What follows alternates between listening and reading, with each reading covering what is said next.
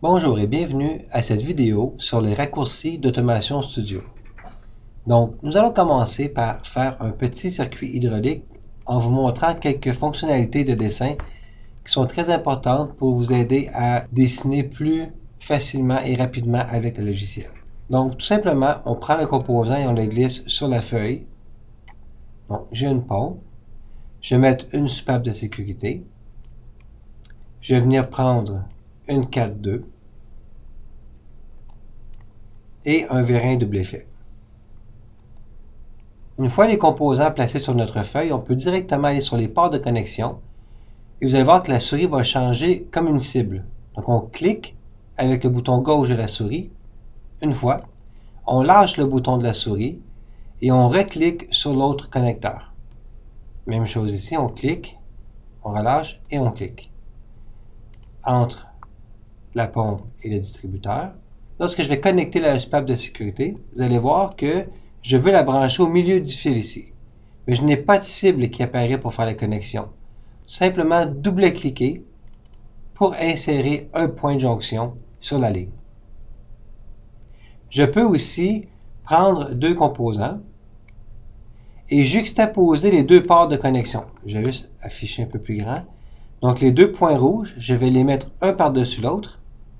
Le point devient noir pour nous montrer qu'il est bien branché. Et lorsque je vais tirer sur le composant, je vais automatiquement insérer une conduite entre les deux. Je vais revenir en arrière.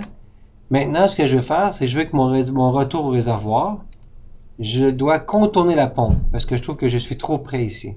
Donc, je vais cliquer. Chaque clic de la souris, on peut insérer une jonction comme ça. D'accord? Donc, notre circuit est maintenant dessiné. Lorsqu'on déplace un composant, il reste connecté. D'accord? Donc, ça vous permet de faire des changements et on peut aussi cliquer sur une conduite pour manipuler celle-ci. Pour exemple, lui donner un chemin différent si on veut ajouter un composant. Donc, on sélectionne la ligne. On va sur un carré ici. On voit que le curseur change et je peux déplacer celle-ci. D'accord?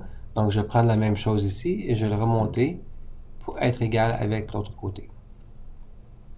Lorsque vous prenez un composant de bibliothèque et que vous le déposez directement sur une conduite, il va automatiquement s'insérer. On va afficher plus grand ici. Donc, je prends le débitmètre. Je vais le déposer directement sur la ligne. Vous voyez qu'automatiquement, mes points sont noirs et il est bien branché dans mon circuit.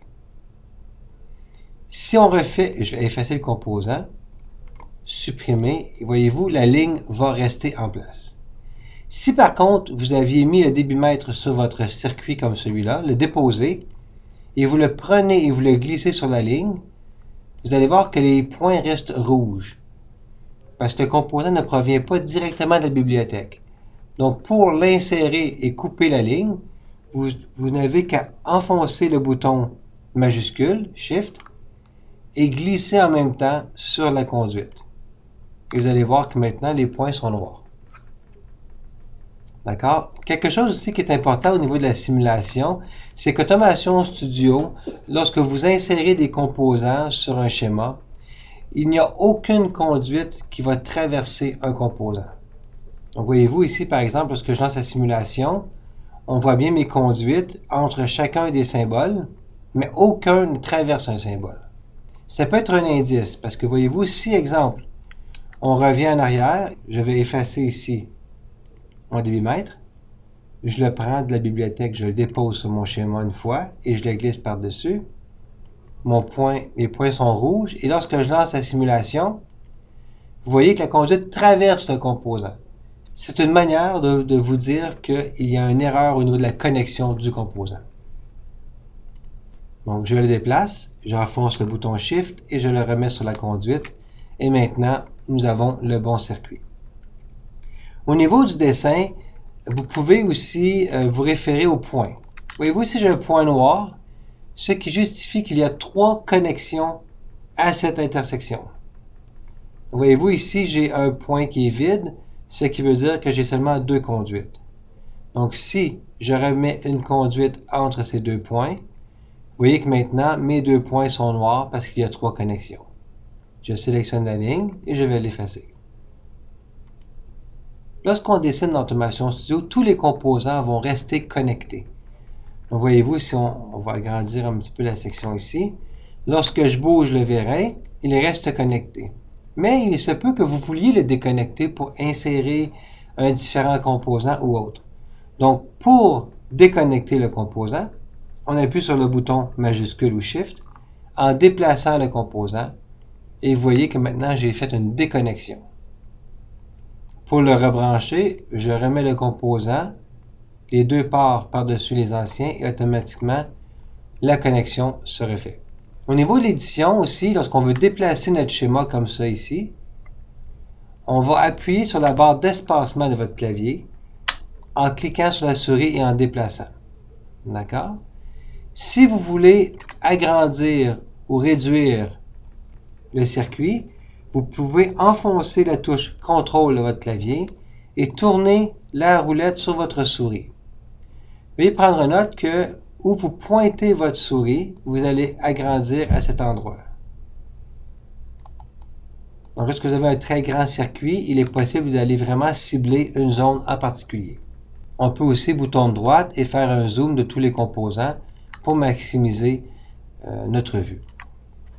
Automation Studio se base sur la plupart des applications Windows, donc les fonctions de base, exemple CTRL-C, CTRL-V sont aussi fonctionnelles. Donc par exemple, je prends le vérin qui est ici, je peux aller sur Copier et Coller, ou je peux le faire avec le raccourci clavier, donc je sélectionne, CTRL-C, je pointe ma souris où je veux coller le composant, CTRL-V, et je vais le mettre où je pointe ma souris.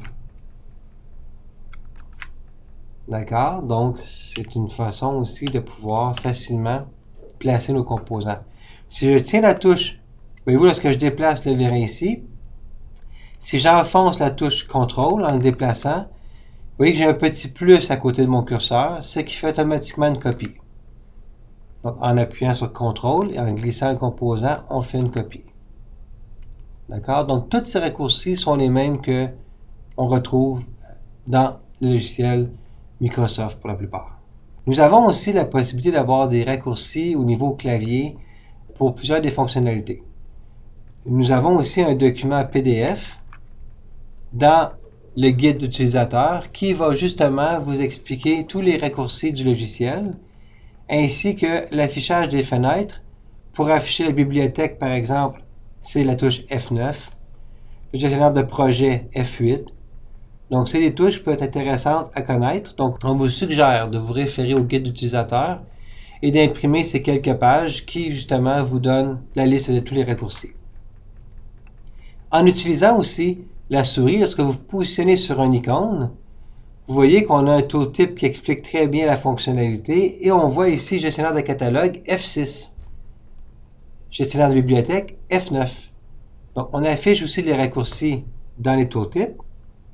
Et avec la fonction de Ribbon Bar, excusez-moi l'anglicisme, pour les barres d'outils, lorsque vous appuyez sur la touche Alt de votre clavier, vous avez ici les touches qui viennent d'apparaître.